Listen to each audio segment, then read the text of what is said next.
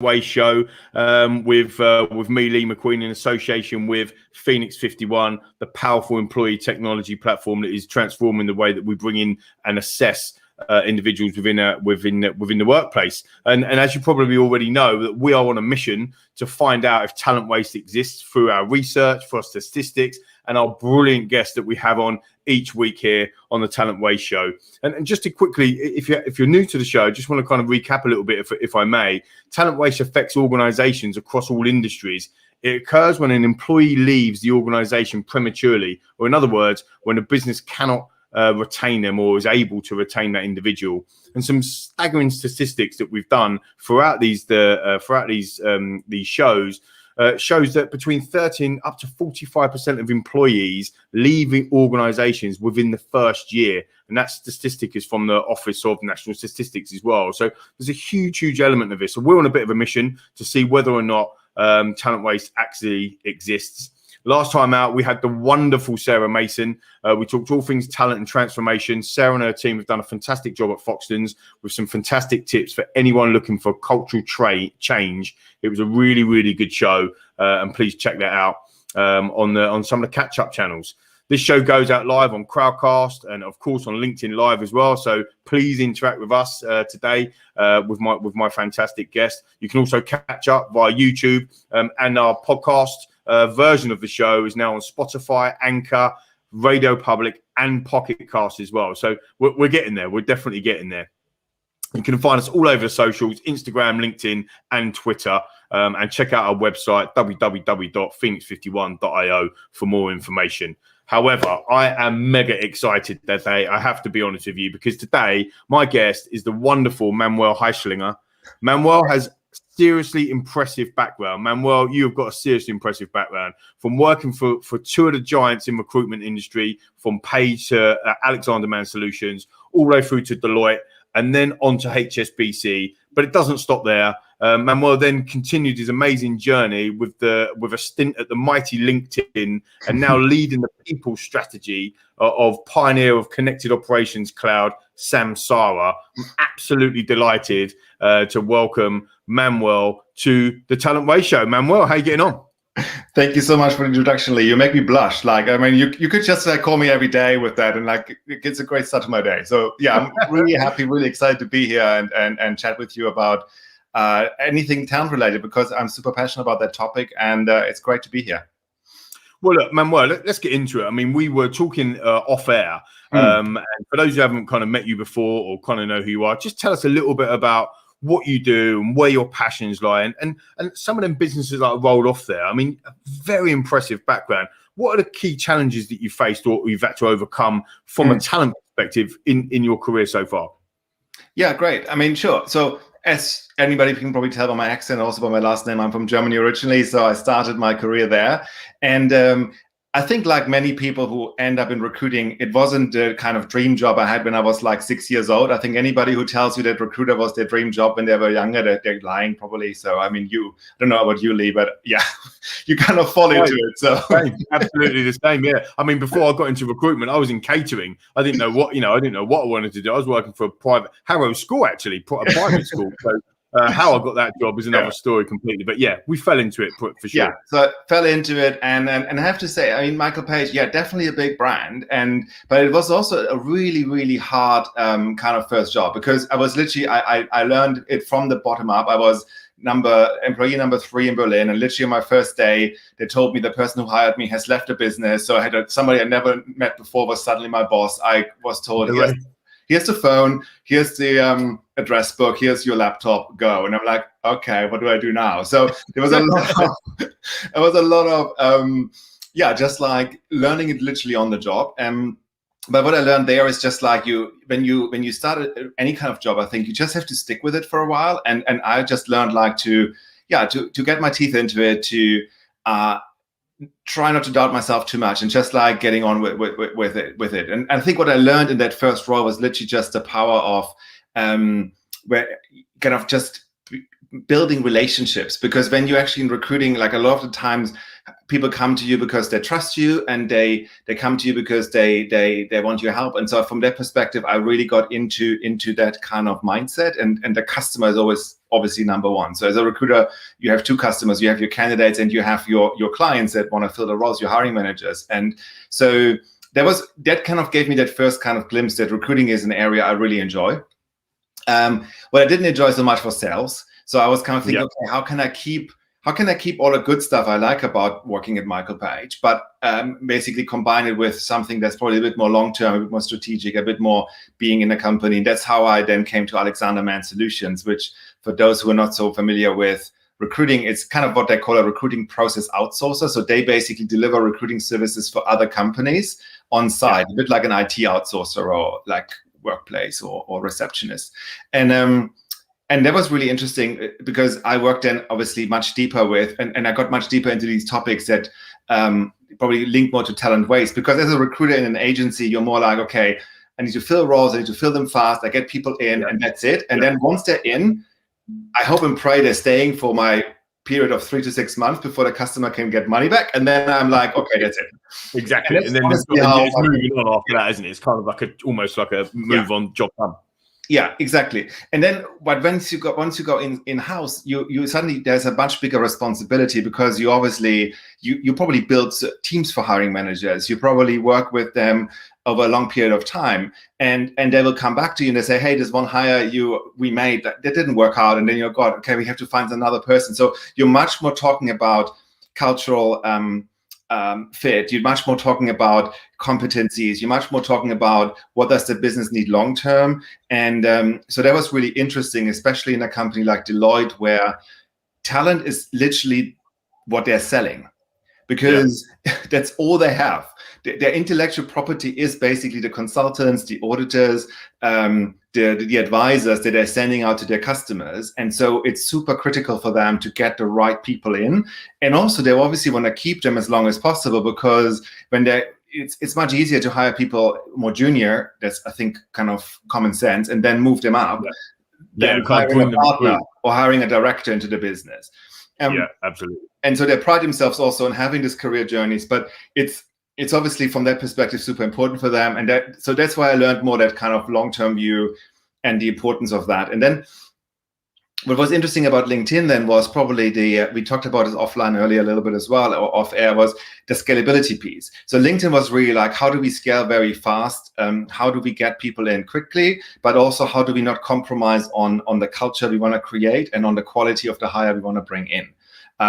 So kind of, I felt like with every role, it evolved in that sense. And but the other thing, and that's probably one of the things I would say to everybody on the call or like listening now, is I never really chased logos or brands on my CV. So I was always like, what is exciting for me now? So I was more driven by my own desires about what do I want next? What is kind of interesting me?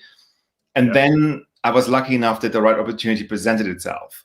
But I would never say, oh, you should kind of chase a certain company or a certain logo. But I think at the end of the day, it's always about the impact and the job that you're doing, regardless of the company or the brand. And then that's really interesting. Yeah, sorry. And then probably just briefly, Samsara is now interesting because now I'm in this intersection. I'm doing recruiting and I'm doing the people, looking after the people team. So I'm basically now getting both. I'm getting the whole journey. Yeah. All together, and that is really exciting because it gives me this holistic view, and so I see much more now into the future of the business, like not like just hiring for the now, but we actually need to hire people that help us to scale 3, 4, 5, 6 times where we currently are in a very short period of time. Wow. So it's much more conversations about what do we need in 3 years? What do we need to hire now to get there? And so it's a very interesting conversation, and it's a little bit more, it's a little bit more complex than maybe the previous roles I had. Well, again, massively interesting, because it feels to me that even though you said it yourself, you haven't chased logos per se for your resume or for your CV, actually the roles that you've done have actually got you left you in good stead to be able to take this role on that you've got now at Samsara.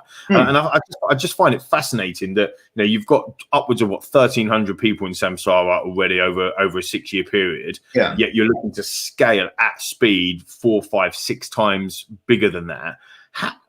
How does that? Where do you start? Type of thing. Like, what is the process?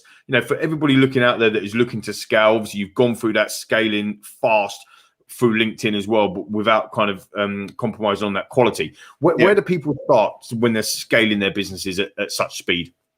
Yeah, I think it's important, that you're very clear on where you want to be, so that you work backwards, basically, from like, okay, our goal is in 3 years we want to be at X amount of revenue. What does this mean for our different teams, for sales, for engineering, for product, and so forth? And then you work backwards from there. So you have a clear understanding what's the mountain you have to climb, basically, with regards to hiring these people, training these people, and so on. And then I think what is super important, and often where it can fall down, is then also what is the support functions we need in order to get there? What are the processes we need? What are the systems we need? So that you basically kind of think about that much further ahead rather than just when you come to it. So I think, like we say here in Samsara, for example, we already want to operate like $1 billion business, even if we're obviously far away from that right now, but we're on the journey to that kind of target. And so we want to already think like that.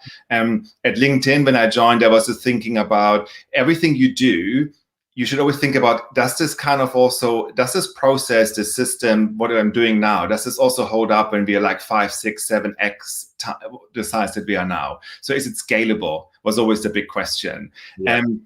And if it's not, then let's find a process that is scalable, because what you can't do is basically constantly reinvent. You need to at least have some sort of, longer term view and say, okay, we need something now that probably holds for 2 or 3 years rather than just for now, and holds for 6 times the size rather than just maybe twice the size, and so on. That's interesting. So the mindset really is about kind of, working back and then looking at kind of key milestones, whether that's 3 monthly cycles or 6 monthly cycles, but it's a cycle around where do we get to at that point? Okay, we need to maybe tune this or tweak this a little bit and then go again, or maybe we need to reinvent in 2 or 3 years to continue to scale, because there's much smaller businesses when they're scaling, it's kind of it's a little bit kind of like everybody in, and it's a good big family, and you get to 100 people, or you get to 200 people, and then you get to 500 people, and all of a sudden that kind of the essence, if you like, of that business can get lost, and that culture that we're talking about before off air can actually get lost. I think that's really important, Manuel, to be able to try and keep that, and that comes with the people that you bring in, doesn't it? Yeah, 100%. I think it's 2 things. It's the people you bring in, but also how much do your leaders in the business model those behaviors that they want to see from their employees. So I think it's always interesting, because culture, in my view, I mean, you can write on your walls or on your business reports or in your websites, whatever you want. But actually, culture, you just need one person coming into your business for a day, and they will tell you what the culture is from what they observe. Because culture is the behaviors that we actually demonstrate, right, on a consistent basis in a company. And that's why it's so important that leaders live that kind of culture that they want to see, and that also are able to articulate it, so that new joiners, obviously, yes, they see a verbalized version of the culture, of the values or the principles, however you want to call it. But if they then see that is not lived in the behaviors that they're seeing around them every day, then that is meaningless. So I think it needs to be both. And I think it also needs leaders who are very strong-headed, in the sense of like saying, well, I'm not compromising on that. So, for example, and I mean, we're not in America, right? I can swear a little bit. So I say, like, we had a LinkedIn, we always had a no arsehole policy. So it was literally like you would not hire somebody even if it would be the best high performing salesperson in another company, in a direct competitor, if you didn't believe this person would fit into the culture and the values of LinkedIn. Yeah. And I think that is a very important decision to make, because there could be leaders who are saying, yeah, but this is a great salesperson. They're going to give us a few more million revenue every year. We need to really get this person. But there was always the view, no, this is a non-negotiable. If somebody doesn't fit our culture and value, they're not getting hired. And it's the same as Samsara. We don't want these kind of lone wolves, or these people coming in who probably are very insular. We want people who are willing to share, collaborate, because we believe that drives the right behaviors for the teams and for the company as a whole, and for our customers. Yeah, it fascinates me, because one of our clients, actually, very, very good client of mine, one of their core values is don't be an arsehole. I mean, it's actually one of their core values. So forgive me for our younger viewers, but that is the reality, right? We've got a question quickly because we are live on LinkedIn. So again, thanks for everybody for watching and interacting with us. From Isla on LinkedIn, who says, is hiring for Samsara very different to hiring for LinkedIn? So for example, did people make assumptions about LinkedIn as an employer? And I suppose maybe where Isla's coming from is, look, let's be honest, we all use LinkedIn, so we kind of know what LinkedIn's about as a user. Did that influence the way people would want to be employed by LinkedIn, for example? Yeah, I mean, I think it was surely LinkedIn is a company that has a big consumer brand. And I think that's good or bad because as I always discover or say, is like there's a difference sometimes between a consumer brand and an employer brand, right? So it feels different as an employee probably as you are as a consumer of the brand itself. I think what definitely helpful was that as LinkedIn or at LinkedIn, we would mainly hire people via LinkedIn, obviously, and you have already an affinity because somebody is obviously already a user of your platform. So that means that they know you, and if you then approach them, there's probably a much higher likeliness they would get back to you. I think from a profile perspective, I think LinkedIn, obviously, when I left, at least, was a company of 15,000 people. So there was a slightly different profile of hire because the company was much more established. It's part of Microsoft now, which lots of people forgot. Yeah. Microsoft bought it for $26 billion 5 years ago. And so just a small sum. Yeah. Just a small sum. Money. Yeah. But I think it's very different. I think at Samsara, what is different is that we're probably looking for people in a similar space, like software as a service and digital and so on. But we're looking for a slightly different mindset. We need people, for example, in sales who are much more what we would call a hunter, somebody going after new business, somebody who is not used to necessarily get a door open because of a big brand name behind them, but who is by their own kind of personality, able to convince customers and to get business going. Also somebody who probably is a little bit more used to work, as we call it, with scrappy kind of processes and systems rather than being everything already 100% fleshed out for them. And so I think it's probably more the profile we're looking for. The mindset is slightly different. I think we're looking still from people from the same backgrounds. And the great thing is now that we had much more mentioning in the press as Samsara, like in like top 50 cloud business and so forth, we're getting a lot of more attention, and I think we're more on the map. But there's definitely a difference there, and I think it's more, we need to explain a little bit more. When I first got approached from Samsara and I had my first interview, I was a bit like, IoT, what does it mean? How does this all work? So I think it is a little bit less self-explaining than a LinkedIn, where it is a consumer brand that people just deal with on a daily basis. Yeah. No, it's really interesting. Again, hearing you talk about the kind of the subtle differences and the cultural differences when you've scaled a business, and it's kind of, for 400 or 1,300 or now 15,000, and you are looking for them sort of things. Also, as well, it's quite comforting that, as I set up a technology business, Phoenix 51 in September, so it's only began 8 months, and we're scaling ourselves, so we are looking for people, and we scale our businesses and whatnot. And you look at all these processes that you think you need, and you need all these systems, and it's like, well, we're a startup. And then I talk to somebody like yourself who's like with Samsara, and you're saying, yeah, we've still got kind of bitty systems and processes a little bit. And you think, wow, you're 1,300 people. So it's quite interesting how over a period of time, it doesn't happen overnight, does it? It's over a period of time that them sorts of things changes internally within organizations. Yeah, 100%. And I think, and when we then talk about talent, what is interesting when you are in this kind of growth trajectory that is, if you call it hyper growth or very fast growth, what can happen is that the organization outgrows some of their talent, or that basically the people that were right a few years ago to start the business might not be the people that are right now to get you in the next 3 to 5 years to where you want to be. And that is not because they are not good employees. It's just because you need a very different skill set. It could also be that their energy is not coming from working for a big business. They probably want to go back to a 50, 100 people startup and build that again to like 1,000 people, rather than taking a company of 1,300 people to 5,000 people. And I've seen this in the past as well. I think it's as an employee, it's just being honest to yourself about where you get your energy from. Are you more of a builder, or are you more somebody who really gets his energy or her energy from taking something from like good to great to kind of incredible. And then going from that, and there's no shame to say after, like my boss, for example, Melissa, she calls it like you should basically every 6 to 12 months you should kind of sit down and reflect, would I hire myself again into this role? You know, and especially when it's so fast growing around you, you should always ask yourself, would I hire myself again? And if the answer is no, that's absolutely fine, because it could just be that like the company has changed so much that you don't feel that this is aligned anymore to what drives your passions. And then you should have an open conversation with your manager about that. And you should either see, is there any scope to change roles within the organization?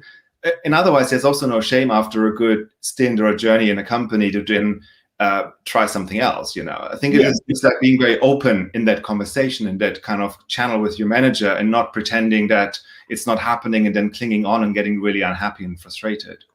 Well, that's again, I completely agree. We're totally aligned, I think, in the way that we think, and that brings us actually quite nicely onto actually the subject of talent waste, because you know, there's a lot of kind of noise in the you know, out there in the market or whatever about kind of, you know, attrition or retention rates, and you know, but what we're really trying to focus on here in the talent waste piece is actually losing people from organizations that we don't want to lose. So in that situation, where you just talked about, Manuel, whereby we're self-evaluating or evaluating, actually, would I rehire myself? Actually, I'm going to now need to move on. That's a situation where the business didn't really want you to move on. So does this happen in your experiences, over your vast experience? Is there a problem with talent waste? Is this an issue where organizations are losing people that they ultimately don't want to lose?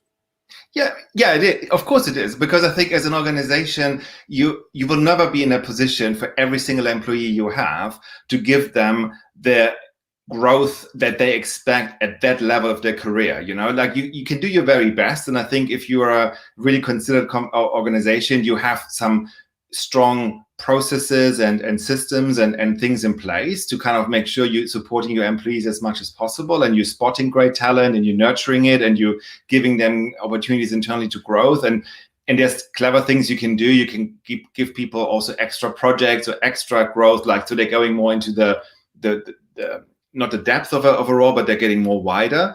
But you know, at some point, if you're a business that where certain people outgrow it and they say, look, I really want management experience now, and I know that's not going to happen here for the next 2 or 3 years, then there's not much there's only so much you can do, basically. I think that's also okay.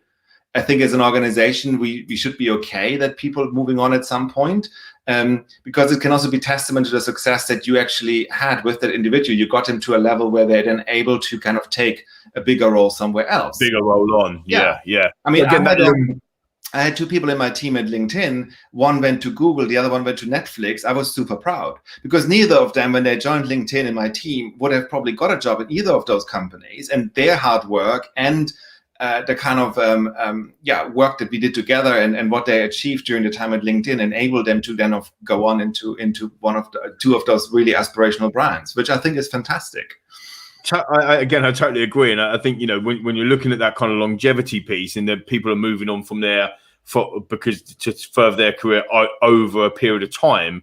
But what about talent waste where you're losing people in year one? I mean, some of them statistics that I read off at the beginning, National Office of Statistics, is a technology business, for example, which is your world and my world now. You know, up to 30% will leave in year one. I mean, that's pretty mad. If you think about it, you've got an organization that hires 100 people in that year.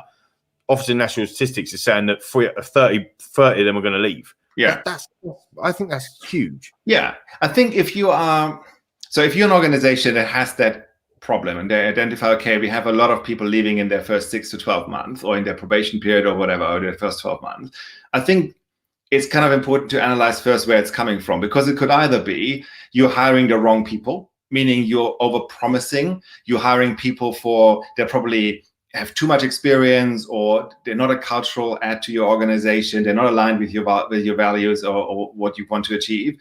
And so they're basically just getting disillusioned, disappointed. They're starting, and then what they're seeing is not what you told them in the recruiting process. And I have seen this, unfortunately, like in the dream almost, Manuel. Still in the dream.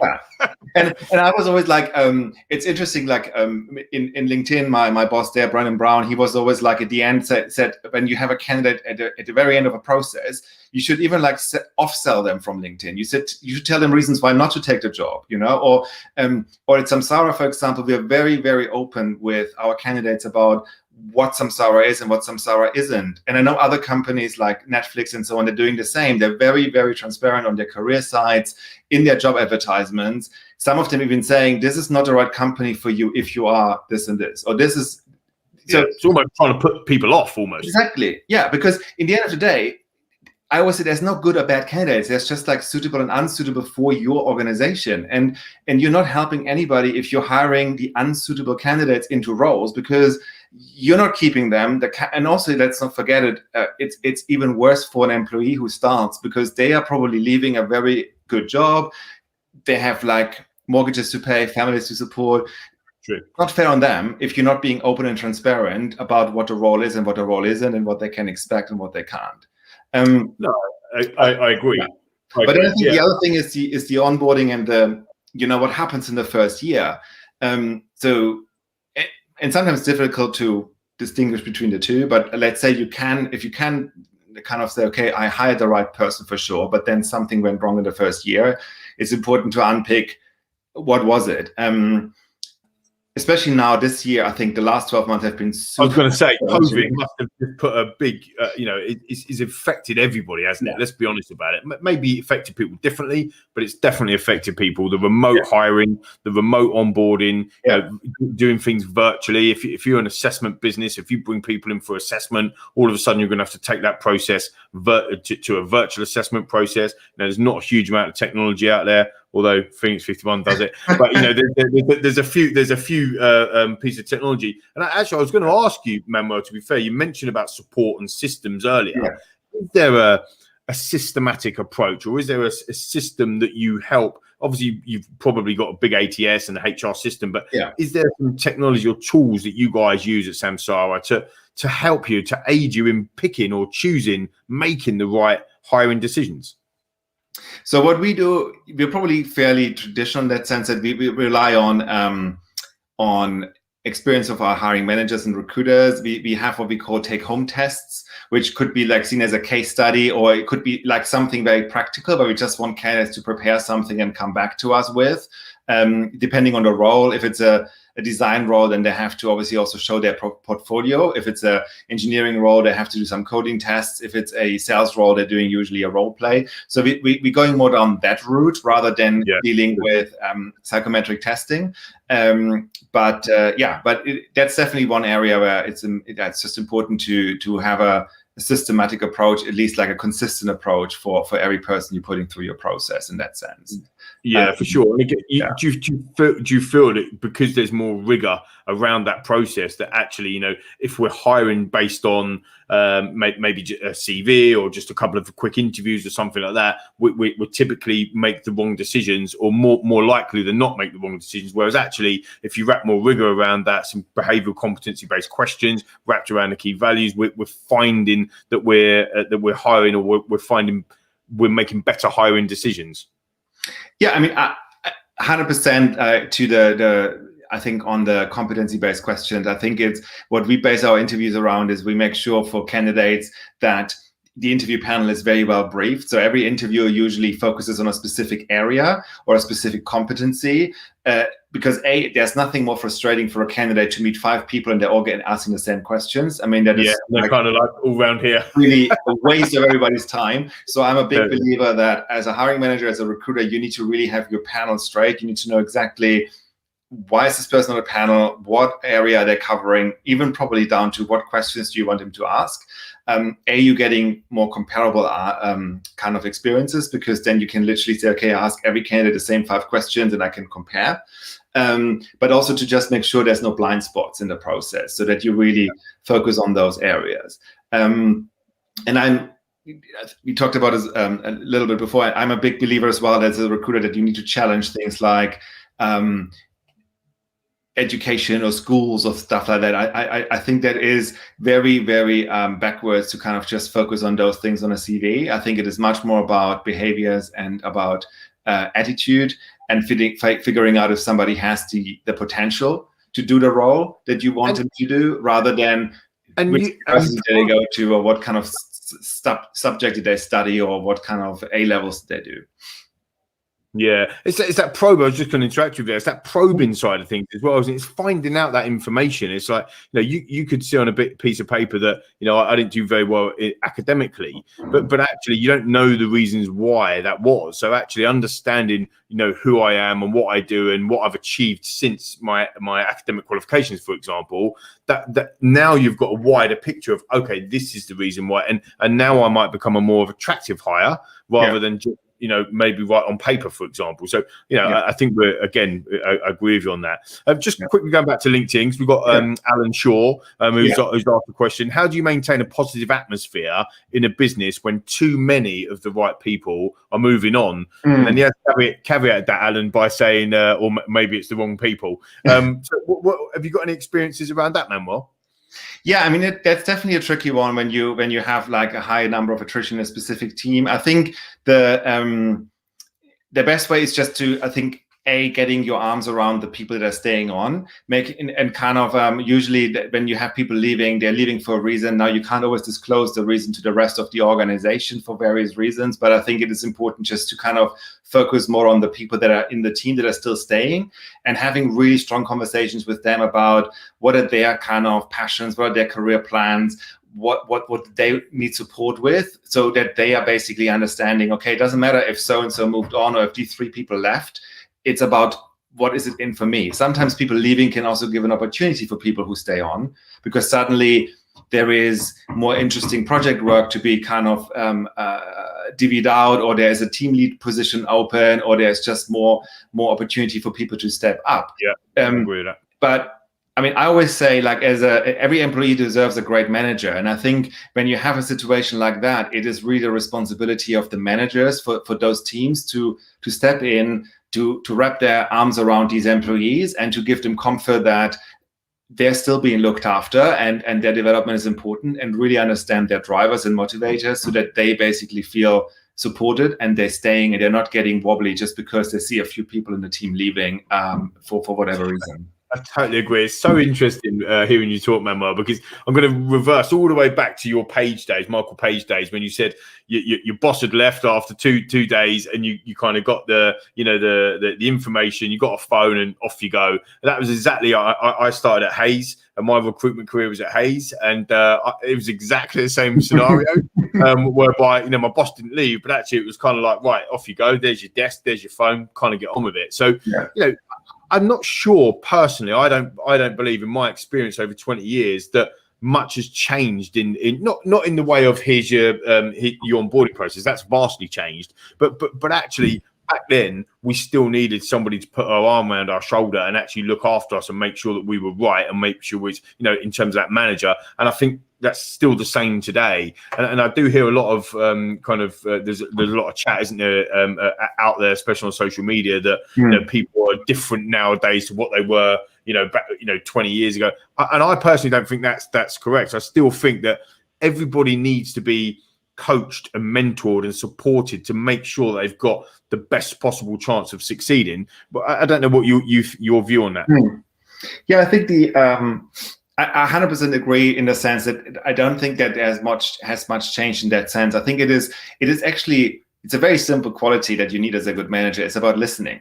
So listening to your people and listening to your team members, having regular one-to-ones with them, understanding what they want from this job, or what they kind of passionate about in their careers, and then providing them with feedback. And also acting on what they're telling you. So I think, it's like the worst thing is when you do an employee engagement survey, for example, and then you don't act on the feedback because it's too hard, or you don't agree with it, or you don't like it. You don't like the feedback, so you don't do anything about it. Yeah, it's like, well, that is literally the worst thing you can do, right? And I think, and usually what I find always heartbreaking is when an employee leaves and you do an exit interview and they tell you the reasons why, and you're like, oh my God, it's like, we could have fixed all of that if you would have only told us 6 months ago. Or if somebody, and I'm not saying it's the fault of the employee, obviously, but I'm just saying, like, if we would have known that from whatever source, or if we would have unpicked that at that point 6 months ago, 3 months ago, we could have fixed that. But as an employer were not aware, or the manager didn't ask the questions, or the employee just felt disengaged at some point and says, well, I don't care anymore. And I think that's why it's really heartbreaking, because a lot of those times you could have done something. And they're the good ones that have got away, haven't they? Yeah, they're the good ones that have kind of got away, and you just think to yourself, why did we let that individual go away? They could have had an amazing career with us. And I think that's the talent waste bit for me, is that we're trying to unpick and see how can we do that. And you've just touched upon it there, but is communication, it's about regular check-ins, whether or not they're 15-minute modular, 15-minute little stand-ups, if you want to call them, or check-ins, or whether it's regular talking. A yearly appraisal, I think, is definitely outdated. I think you need to be doing them on a quarterly basis and making sure that we know where we are, whether or not it's an appraisal, whether or not we know where we are. Like you said earlier in the show, organizations change, and they change quite quickly, and that environment or that culture can change quite quickly. We need to make sure that our people are changing or moving with them times, and if they're not, they're getting left behind, and that's where they end up leaving. So to really understand and wrapping around the key behaviors and competencies around individuals today, but also in 3 months' time, or in 6 months' time, or in 3 years' time, and that's essentially how you scale as well, isn't it? Absolutely. And I think you make a good point there, like organization change obviously over time, but I think also the desires or passions or interests of the employee can also change. So you should never assume as a hiring manager or as a line manager, just because somebody told you once that they're interested in X, like, I don't know, that they don't want leadership anymore. And then 6 months later, they might leave for a leadership position. You're like, well, but you told me you don't want it. It's like, yeah, well, was an interesting opportunity came up, and actually I changed my mind. And you're like, well, I didn't know that. So I think it's having those conversations so important. But I think what is also important is being really open and transparent with your employees as well about what they can expect, what they can't expect, what are the gaps, and giving them very constructive and sometimes uncomfortable feedback. I think a lot of managers are not good in having these, we call them courageous conversations at Samsara, right? Where you just have to go in and you have to share something with your employee that they probably don't want to hear.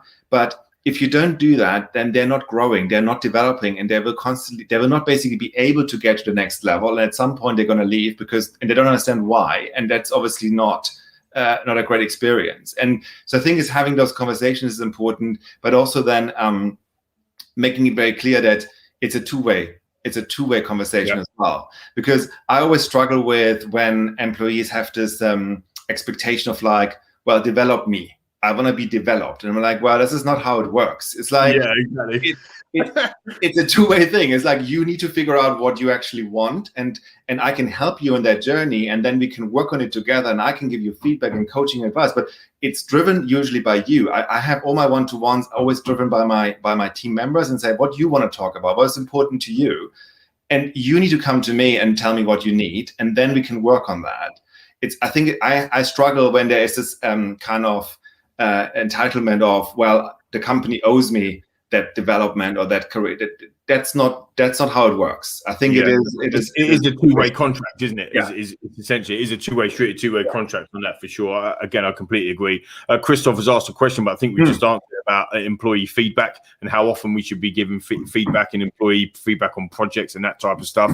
And Aaron also, on the back of that, asked a question about what advice, Manuel, would you give to talent teams to address bias or hiring patterns, or bias hiring patterns, if that makes sense. So you've seen that in your career, and how would you address that? Yeah. So on the feedback piece, very briefly, I would say anytime. I think the best thing with feedback is you have to give it when it's fresh. So whenever you, like, I think could be weekly in your one-to-ones, could be daily, whenever something comes your way, I think as a manager, you should give the feedback, or as a colleague. So I think it's important. I mean, at Samsara, we call it running the feedback loop constantly, and I think it's an important part of our culture. So definitely not holding back until the next appraisal meeting. The unconscious, that's a very, very good question. And I think it's probably very difficult I think none of us can make ourselves free of bias. I think we just have to accept that we all have biases. I think the best way I felt in a recruiting process to mitigate for it is just to involve as diverse group of interviewers as possible, so that at least the different biases might cancel themselves out, or at least you're not having too many blind spots. So even if one person has a bias here or a person has a bias there, when you look collectively at the feedback you're getting on a candidate, you're getting a pretty accurate 360 of that person without too many blind spots. I just also think being intentional about it. So saying, look, why are we doing it? And giving people that awareness training. It's not going to fix everything, but I think it's just people getting comfortable with the fact that they are biased and not seeing it as like, oh, this is like something I can't talk about. It's just like saying, okay, I need to just be aware of it. I need to do better. And if I know I have a certain bias, I need to probably get other people in the interview process to help me. If I realize, oh, my interview panel is all straight white men, let's get at least a few people in there that are looking different, that are thinking different. Because they look for a different lens, right? Exactly. It's a different lens. It's a different world. Yeah, no, I've never thought of that actually in terms of having, different people looking at them scenarios. Part of our technology actually does look at some of that unconscious bias piece, but actually from a human perspective, I completely agree with you. You're never going to eradicate bias from a human point of view, because there's always something there, and it's unconscious because you don't know it's there, right? That's the whole point of it. So it's actually just understanding, like you say, that there could be something there, and that we need to work through that and what that looks like. So that's brilliant advice. Look, I mean, honestly, we're well over time already from your perspective. I could talk all day, to be fair. What would you say, Manuel, to everybody listening on the podcast and watching live now? What would you kind of give a tip around that talent piece? You've got a wonderful career so far, and again, doing brilliant stuff at Samsara. To scale business, to bring people in, what would your top tips be to kind of reduce talent waste, to make sure people are retained, to make sure you're getting the best possible decisions? Yeah, I think number one definitely is like, look for talent everywhere. Just don't rule people out because of a preconceived kind of a notion of like, oh, we always hire people from those 5 universities or from those type of backgrounds or from those kind of industries. I think just that openness is super important, and constantly also challenging yourself and your teams on that, and so that you're not getting down this trap of like just hiring the same image or the same people over and over again, because it just kind of means you not keeping your business very competitive probably in the future in that sense. So I think that's number one. And I think number two is probably, especially when it comes to talent brand and how and also employer brand internally, is I think just be authentic. Find people in your organization that can really authentically tell stories about their own journey in the organization, what they like, what they probably don't like, and don't try to be everything to everybody. Just be bold to basically just say, this is what we are, this is what we not are, this is the people we think are great for our company, these are the kind of behaviors or attitudes they probably don't think are working very well in our company, and just being quite open and transparent about that. And then I think that the last thing is really that what I said earlier about having those courageous conversations, running those feedback loops. I learned it the hard way with a few of my employees, where I felt my role as a manager was to protect them from what I felt was quite harsh feedback.